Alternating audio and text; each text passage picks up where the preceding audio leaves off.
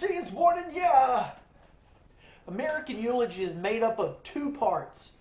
A, which uses the N word, and B, which doesn't. Let's go from there and rank these parts from best to worst. Oh, love. American Eulogy is track 17 from 21st Century Breakdown, Green Day's album. And the band have had a little bit to say about this song over the years. American Eulogy is made up of two songs, Mass Hysteria and Modern World. Vocalist and chief songwriter Billy Joe Armstrong explained this to Q Magazine way back in 2009. He talked about it swirls all the information that's going on in the record around in an emotional blender. At the end, it's going to sound like a wall of TV screens. It's sensory overload. It's important to note that the song ends in a maelstrom of static. Green Day was recording this two-part song on election night, November 2008, with Barack Obama being elected POTUS. Drummer Trey Cool recalls this magical night in Q Magazine. He said, "It was pretty insane. We were running in and telling Butch Vig, the producer, 'Yeah, we got another state!' Wah!" Cool added that the song title is kind of fitting, especially if Obama would have lost. We'd been busy. We'd be busy trying to start a revolution if McCain had won. Can you imagine if that had happened? So far, the few times that we've played American Eulogy live is one of the funnest moments. Coming just after 21 Guns, it's such a lift. It's kind of like rocket fuel. Starting off with Mass Hysteria, that song is just kind of a outcry, TMI, too much information, and living in fear of everything around you and everything that you're being told that you should be afraid of, I'm paraphrasing Billy Joe now. That song definitely screams out that sometimes it's nice to get all the way back to a place where everything's not at a click of a button. Are you ready? You worry, Find value in things that aren't so flash in the pan or aren't controlled by technology. Technology's destroying everything. The whole record is timeless, trying to find a deeper truth, to see the light. I think we've gone deeper and, challenged ourselves as artists and musicians or as, have you guys seen this interview? Punk rockers, that we've challenged ourselves as artists, musicians, and punk rockers more than we ever have before. I think that's what he was trying to say. So, it's basically, American Eulogy is the same message as the song American Idiot. Billy Joe would also describe it as the best way I can describe it right now is that it's like an apocalyptic angry mob with the city on fire and flashing lights while making out with your girlfriend. Which is similar to Billy Joe's deleted scene from This Is 40, which is one of the funniest things in human history, second only to How Was Babby Formed? Stop! I'm going to stop being weird now. I'm going to stop quoting Jilly Bo Legweek, Frankie Edwin Ryrar III, and ranking the parts of American Eulogy from worst to best. And at the worst spot, out of the two, we have A, Mass Hysteria. Not really part A, just A. Many sites think that there's an intro, that there's 3 parts to this song, but they're wrong. There are not 3 parts to the American Eulogy. There is A, and there is B. A does have an introduction, which is a reprise of Song of the Century. And I will die on this hill. American Eulogy, 2 parts, A and B. The introduction is part of A, and A is the worst. But it's really good, though. I love this song. The introduction, which caused so much heartbreak and confusion on the internet, is Song of the Century with new lyrics, except at the very end, the part changes. The part that says, "Tell me a story into that good night. Sing us a song for me." Wow!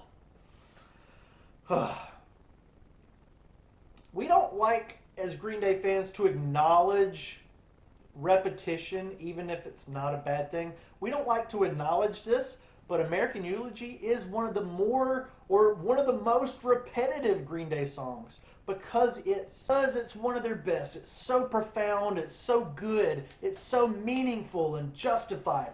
But the chorus of both parts are the titles screamed over and over and over again. Visual cues paint a picture of utter despair straight out of your television set and radio waves. And this is peak Billy Joe-isms here. The media, the people in control of said media, they're bad. They're putting everyone in a panic, and it's completely fictional. The panic is not real. Or is it? Mass hysteria! Mass hysteria! Mass hysteria, mass hysteria. Fire with the riot. The class war is hanging on a wire because a martyr is a compulsive liar when he said it's just a bunch of throwing gas into the hysteria. Mass hysteria, mass hysteria, mass hysteria. Actually, you know what? Now I can see how people think that mass hysteria is actually multiple parts. You've got the Song of the Century intro. Then after 3 choruses and 3 verses, the song shifts gears into what some idiots would call the Oceanside movement. But I like to go the Mark Hoppus route here and call it the slow pretty part of mass hysteria. If you like the Mark, Tom, and Travis show, please leave a comment about that. Those guys, Tom's been sick, Jilly Bo's been losing his voice. We all got problems, man. We all got problems. I did some research on these lyrics of disturbances on the Oceanside and tapping that reserve. Oh yeah! And while there are plenty of Oceanside disturbances that have happened in the world, I did find something specific about tapping that reserve. Like a boss, I'm on a boat. I'm the king of New York. It's a freaking headache. It really wears you down. Presidents are allowed to tap that reserve in times of crisis, like a big old war at the Oceanside. Just recently, Biden tapped that reserve to curb prices at the pump. What?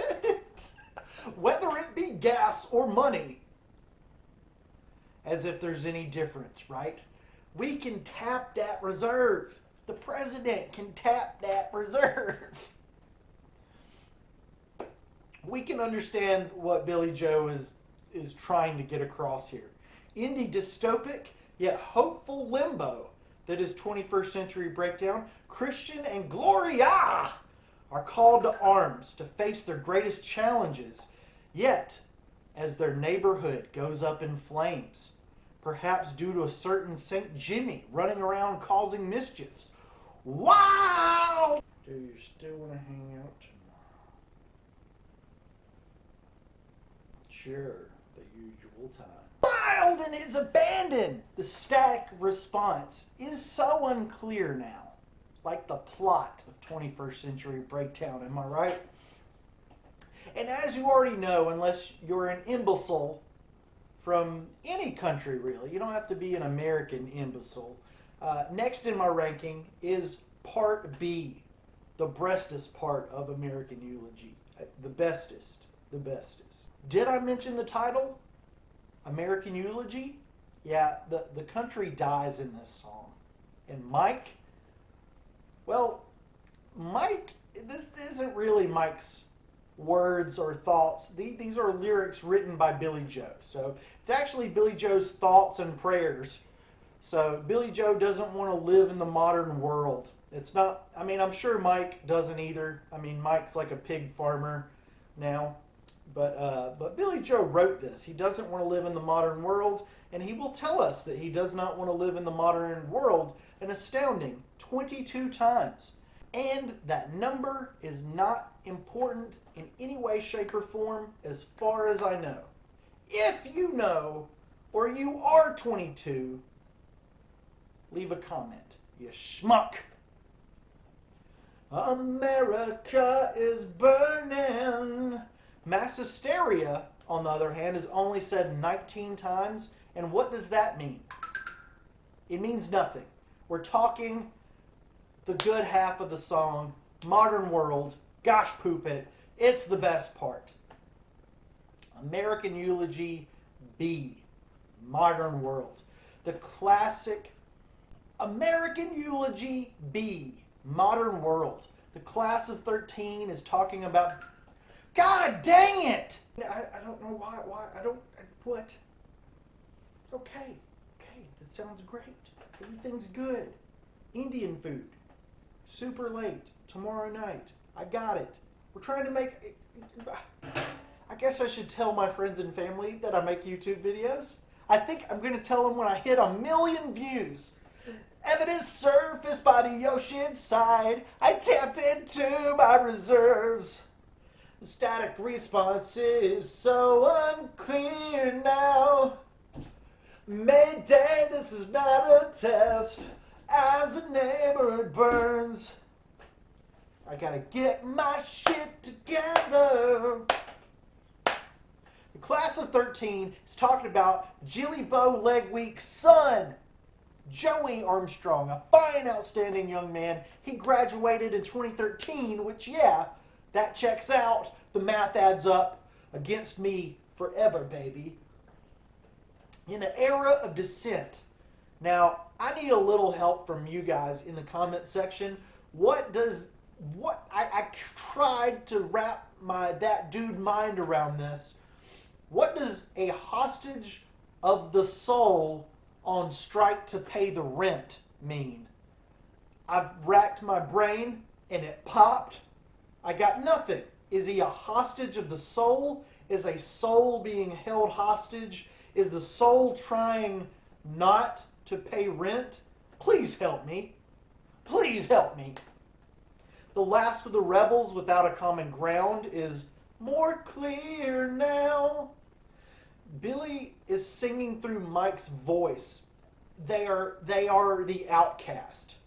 Even in the underground, they are the outcast.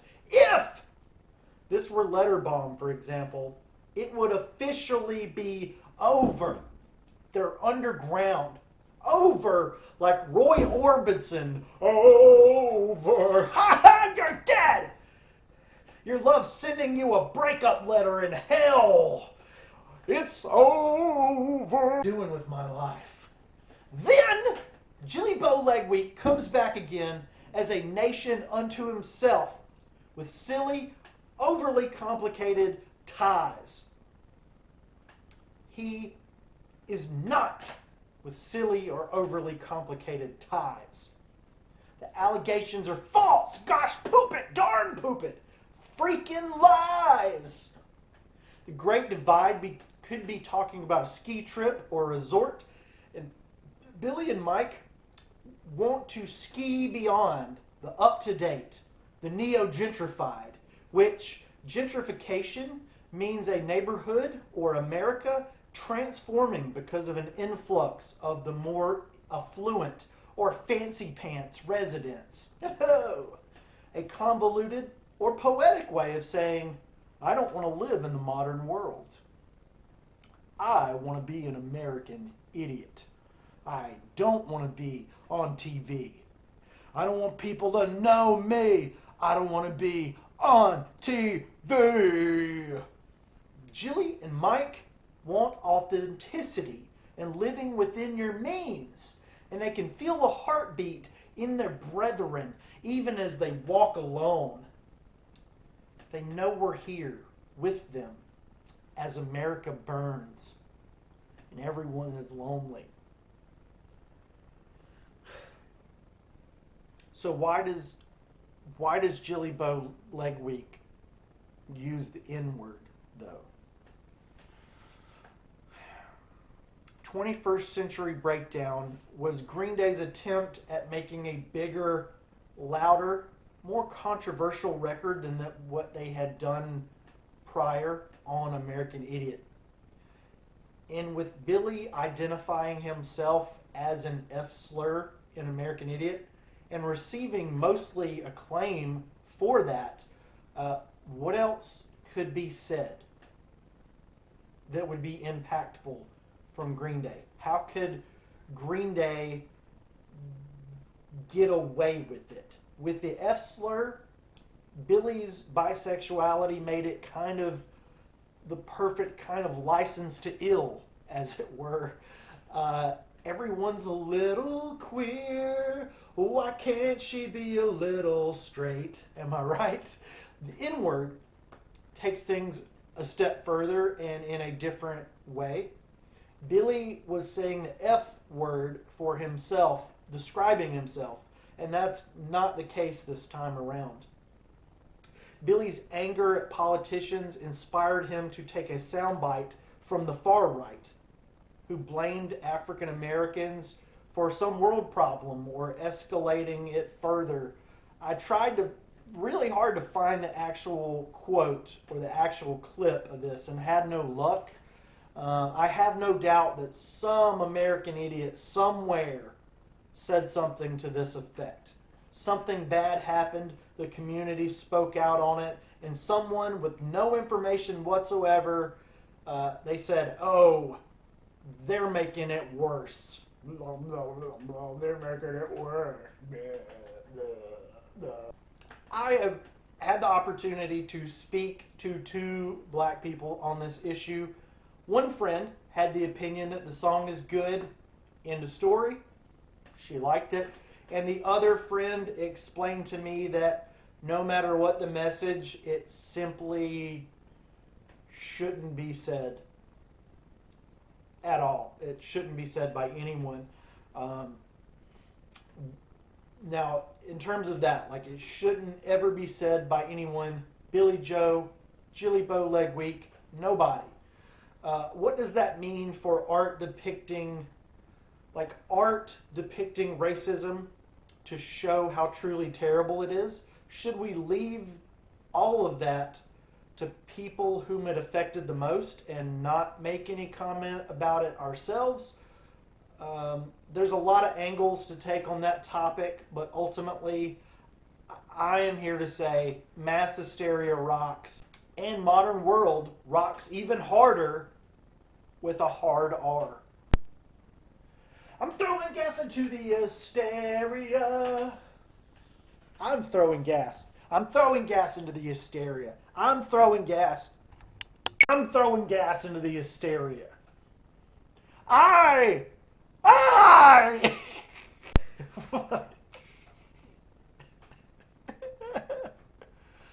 don't want to live in the modern world.